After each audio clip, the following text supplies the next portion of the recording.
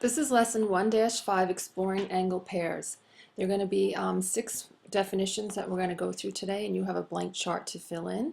So you'll write the word and the definition and draw an example of each one. The first term is adjacent angles. Adjacent angles are two coplanar. That means that they're in the same plane. Two coplanar angles with a common side, a common vertex, and no common interior points. So if you look at the picture right here, angle 1 and angle 2, see how they have a common vertex right here. They share a side, but they don't have any interior points in common, meaning they don't overlap.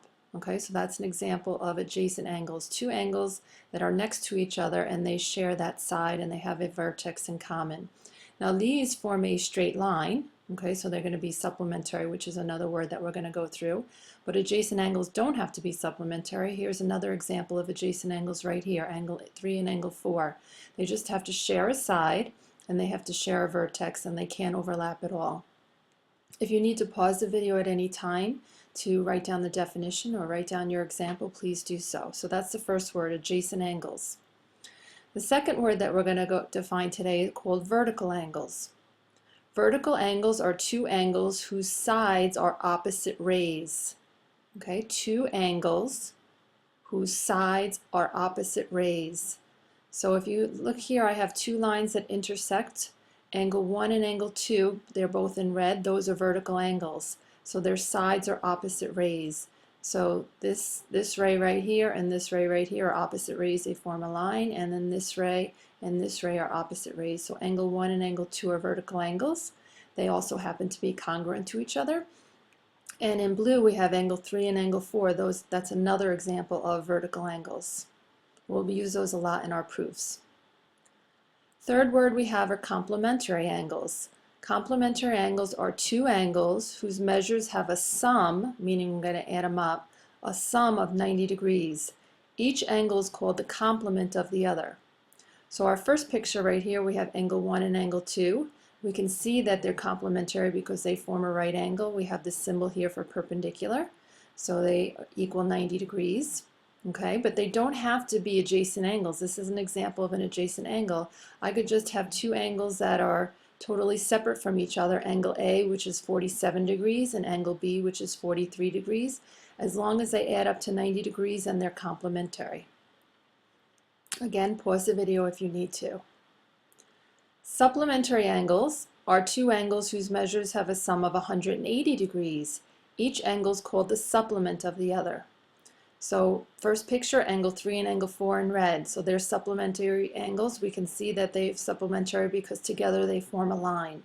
Again, these are adjacent angles. They don't have to be adjacent.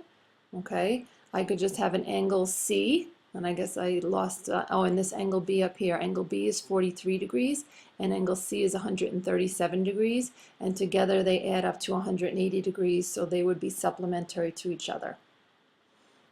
Okay, two more things that we have to go through. The next one is called a linear pair. Notice we have the word line in here. A linear pair is a pair of adjacent angles. Okay, so they have to share a side. They're going to lie next to each other.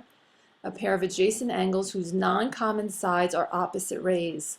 So the angles of a linear pair form a straight angle. So a linear pair are two angles that are adjacent. They side by side. They share this side, and together they form a line. Okay, and a linear pair postulate, if two angles form a linear pair, then they are supplementary. So those two angles also happen to be supplementary. Remember, supplementary angles don't have to share a side. They don't have to be adjacent. They don't have to be a linear pair, but a linear pair will be supplementary. Okay, and the last term that we have is an angle bisector. An angle bisector is a ray that divides an angle into two congruent angles.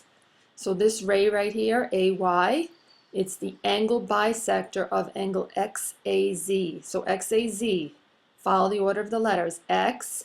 See how I'm tracing it? You can trace it with your pen or your pencil. XAZ is this big angle. This ray, AY, cuts it in half. So the top angle, which is angle XAY, which I have listed right here, is congruent to the bottom angle, angle YAZ. So angle XAY is congruent to angle YAZ because the bisector divides it into two congruent angles. It bisects it, bi meaning two sections, two congruent sections. Okay, and that's it for today.